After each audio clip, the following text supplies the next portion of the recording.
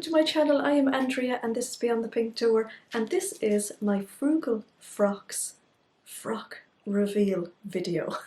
So I was one of the first to post my plans video, which was great because I got to make a plan very early on. This was one of my plans, and then I actually made the dress in the last couple of days before the deadline, which is, I think it's snowing. My goodness. A few minutes ago I couldn't get an angle for the camera because of the sun, and now there's actually snow. Welcome to Ireland.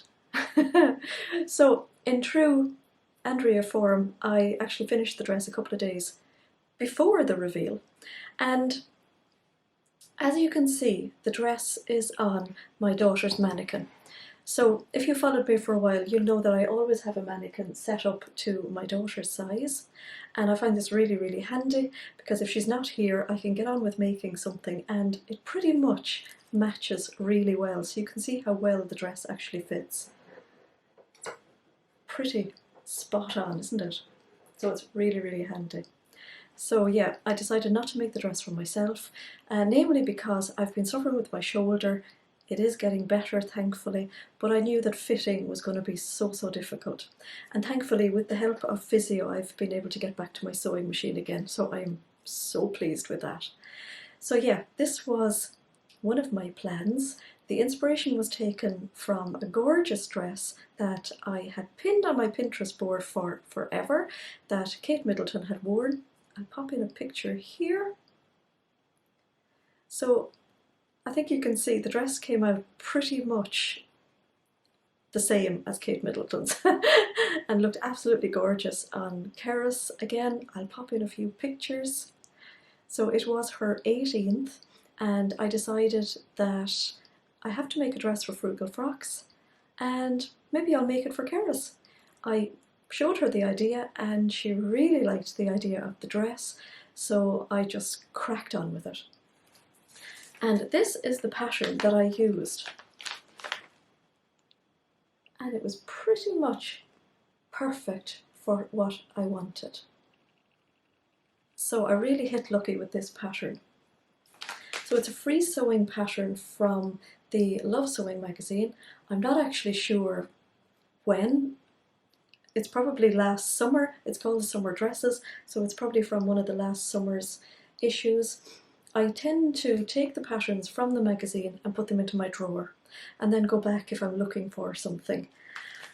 I have to be honest, I don't ever really go and pull out these patterns, so it was absolutely brilliant that I had to look for a free pattern because I have a full drawer full.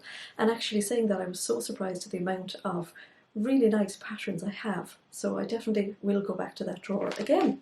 I've seen a lot of people have actually pulled this out as one of their possible dresses as well, so maybe somebody else will say on one of their videos what issue it comes from. So the dress itself is made for extra small to extra large, and it starts off at a 30 bust up to a 45-inch bust, a 22-inch waist up to a 37, and a 32-inch hip up to a 47-inch hip. So all of the finished measurements are actually on the pattern pieces, which is quite normal with some of the big four patterns. So I used this gorgeous broderie anglais fabric that I had in my stations last year. I took a huge desire to find lovely broderie anglais fabric last year. I searched and searched. I bought a lot of it, and it has been hanging in my fabric wardrobe since, so I have to be very thankful to the two lovely ladies for freeing this beautiful fabric into the world and for me making this lovely dress for Keris's 18th. So the pattern was pretty much what I wanted, apart from, of course, I didn't want the square neckline, so I just cut it in a round. When I cut out the pattern piece, I actually cut it with a round neckline. Now this actually wasn't the finished neckline. I did have to cut it down about another inch. It was far too high when I tried it on Keris.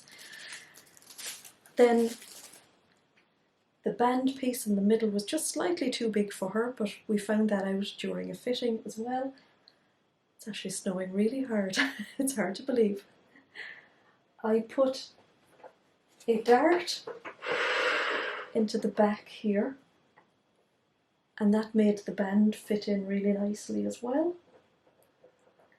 And then the other change that I made to it was the pattern pieces for the skirt are actually shaped pieces, and I didn't want that because I wanted the stripy effect of the broad triangle to go horizontally.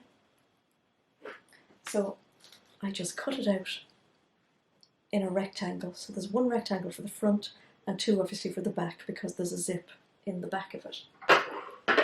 And that worked out really nicely.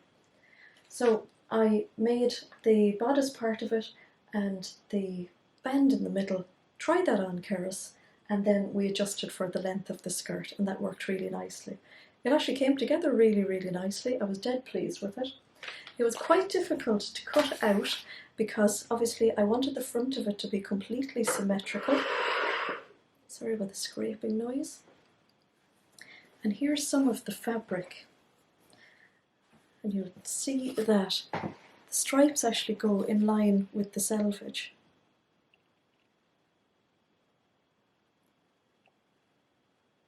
So I had to do a little bit of faffing about to cut out the pieces exactly.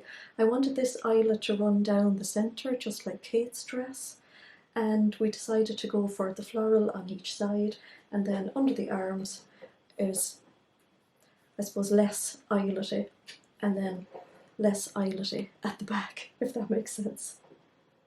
And again, trying to keep everything quite symmetrical, I really had to really think about it. So to finish the neckline of it, obviously I didn't want a facing because that was going to be seen. So I just used some bias binding from my stash. So I literally had to buy nothing for this dress, which made it extraordinarily frugal. I figured out then the day before that I actually had no zip for it. So I was a bit upset about that. I was sure I had loads and loads of white zips, but clearly not. I did think about taking one out of another dress I had made, but that was going to be blast option. But on searching through my stash, I found an invisible zip. Now, I'm not a huge fan of invisible zips. I don't like them in my own clothes because I find it difficult to pull them up. And I have sort of steered away from them for a while because my sewing machine just didn't like sewing anything like that. But I have a new machine since. I had an invisible zip foot, and I just thought, you know what, Andrea, get over your fear. Just get on with it. So on the morning of our 18th, I still had to finish the dress, which is in true mammy style. Keris is used to it. It's almost a tradition. And I put in the invisible zip down the back. Now, it's far from perfect. These lines are not matching up, but first time to put an invisible zip in for I don't know how many years, I was actually quite proud. So it's like a creamy colour. Not perfect, but when it's on her, you can't see it, apart from the little pull at the top. So overall, we were absolutely thrilled. She absolutely loved it. She wore it for the entire day. She had a lovely Zoom call with her friends in the evening for her party. And they really loved it. So yeah, I think it turned out really pretty, and I absolutely love making things for her. So yeah, overall very thankful to have used the fabric, thrilled with a pattern that was almost identical to what I wanted, and yeah, what a great challenge, and how fabulous has it been to find so many free patterns. Find so many more people as well showing off their gorgeous frugal frocks, and yeah, what could I say, only thanks so much ladies. Sam and Rowan, you're amazing, and we look forward to next year's frugal frocks. Bye for now.